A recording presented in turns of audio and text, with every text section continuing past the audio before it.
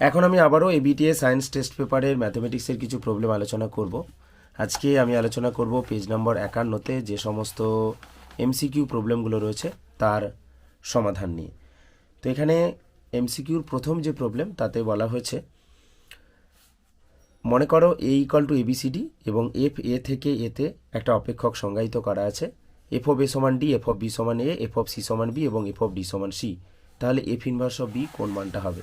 তো আমরা এখানে দেখাচ্ছি যে এ এর সাথে ডি এর রিলেশান রয়েছে, বি এর সাথে এ এর, সি এর সাথে বি এর এবং ডি এর সাথে সি এর। অর্থাৎ আমরা দেখে নেব যে এখানে বি কার সাথে যুক্ত। তো আমরা দেখতে পাচ্ছি যে এফ অফ সি সমান বি, তাহলে এফ ইনভার্স অফ বি সমান হয়ে যাবে সি, অর্থাৎ এফ ইনভার্স অফ বি সমান সি।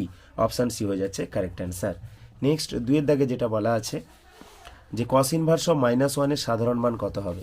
তো আমরা জানি যে কস পাই সমান হচ্ছে -1, তো কস ইনভার্স অফ -1 সমান হবে 2n পাই বা 2p পাই, এখানে লেখা রয়েছে প্লাস মাইনাস পাই।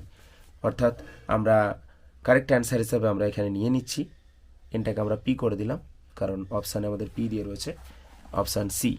নেক্সট তিনের দাগে যেটা বলা রয়েছে, একটি বর্গ ম্যাট্রিক্স এ এমন যে স্কোয়ার সমান এ, তাহলে আই প্লাস এর হোল কিউ মাইনাস 7a এর মান কত হবে?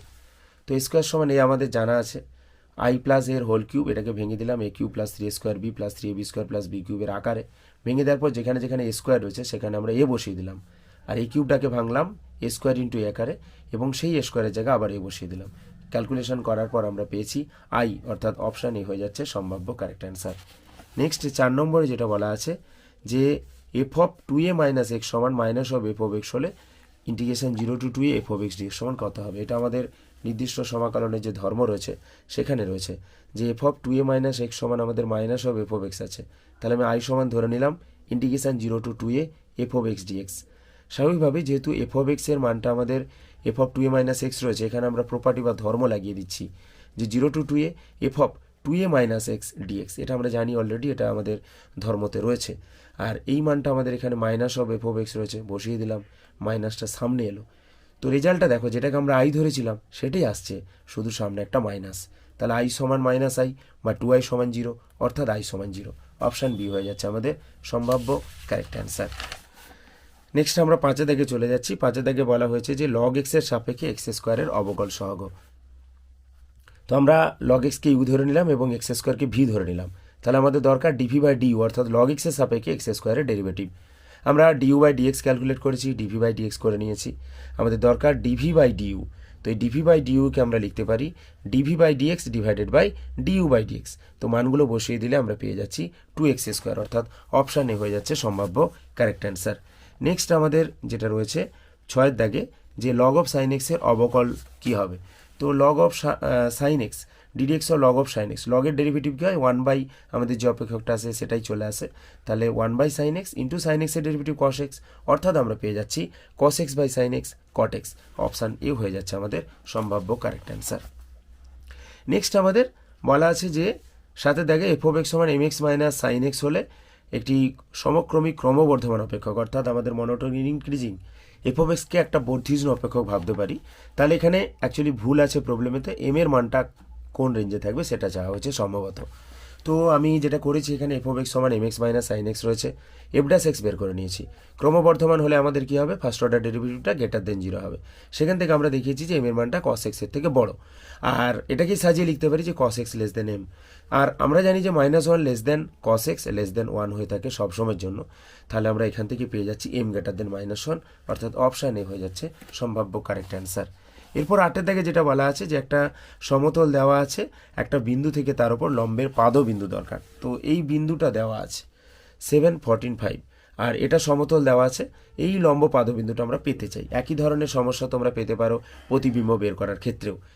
তো আমাদের এখানে যে সমতল রয়েছে এই সমতলের উপর লম্ব আর এই বিন্দুগামী আমরা সরলরেখা সমীকরণ ধরে নিচ্ছি যে এক্স মাইনাস 7/2 সমান ওয়াই মাইনাস 14/4 সমান জেড মাইনাস 5/-1। এর উপরে যে কোনো বিন্দু আর দিয়ে ধরে নিতে পারি। তোমরা জানো যে আর দিয়ে ধরলে আমরা কি পাবো? এক্সের মানটা পাবো 2r + 7, 4r প্লাস 14 মাইনাস আর প্লাস 5। তো সেই বিন্দুটাকে আমি কিউ বিন্দু হিসেবে ধরে নিচ্ছি, যেটা কিনা আমাদের লম্বপাদ বিন্দু। তো এটা লম্বপাদ বিন্দু হলে অবশ্যই আমাদের 1 নম্বরের উপরে থাকবে। তো এক্সের জায়গায় ওয়াইয়ের জায়গায় যেটা জায়গায় মানগুলো বসিয়ে আমরা আর এর মানটা পেয়েছি -3। তো আর এর মান -3 পেয়েছি মানে কিউতে বসিয়ে দিলে পারেই আমরা এই কিউ বিন্দুটা পেয়ে যাচ্ছি, যেটা কিনা আমাদের ফুট অফ দ্য পারপেন্ডিকুলার বা লম্বপাদ বিন্দু। এরপর 9 দাগে যেটা বলা হয়েছে যে একটি ঘটনা না ঘটার সম্ভাবনা 4/7 হলে ঘটনাটির প্রতিকূলে সুযোগ কত হবে। তো ঘটনা না ঘটার সম্ভাবনা অর্থাৎ প্রবাবিলিটি অফ এবার সমান 4/7, তাহলে 1 মাইনাস পি অফ এ সমান 4/7। পি অফ এ কত হবে 1 মাইনাস 4/7 অর্থাৎ 3/7। তো এটা হচ্ছে আমাদের ঘটার সম্ভাবনা। তাহলে প্রতিকূলের সুযোগ কি হয় না, যদি কোনো যদি কোনো ঘটনা ঘটার সম্ভাবনা আমাদের m ইজ টু n বা m/n হয়, তাহলে প্রতিকূলের সুযোগ হয় n minus m is to m। তাই এক্ষেত্রে আমাদের প্রতিকূলের সুযোগ হবে 7 মাইনাস 3 ইজ টু 3 অর্থাৎ option C 4 is to 3, option C হয়ে যাচ্ছে কারেক্ট অ্যান্সার। 10 থেকে যেটা বলা হয়েছে যে দ্বিপদ বিভাজনের প্যারামিটার দুটো এন এবং পি হলে ভেদমান কত হবে। তো তোমরা জানো যে দ্বিপদ বিভাজনের যদি প্যারামিটার এন এবং পি হয়, সেক্ষেত্রে আমাদের মধ্যক হয় এনপি আর ভেদমান হয় এনপি কিউ। কিউ বলতে 1 মাইনাস পি, কারণ আমাদের জানা আছে পি প্লাস কিউ সমান 1। তো এটাকে ভাঙলাম NP minus NP square, minus N common নিলে আমরা লিখতে পারি minus N of P square minus P. সাজিয়ে নিলে মাইনাস এন, এই অংশটাকে হোল স্কোয়ার আকারে লেখার চেষ্টা করেছি এবং লিখতে আমরা যেটা পেয়েছি n/4 minus N into P minus হাফের হোল স্কোয়ার।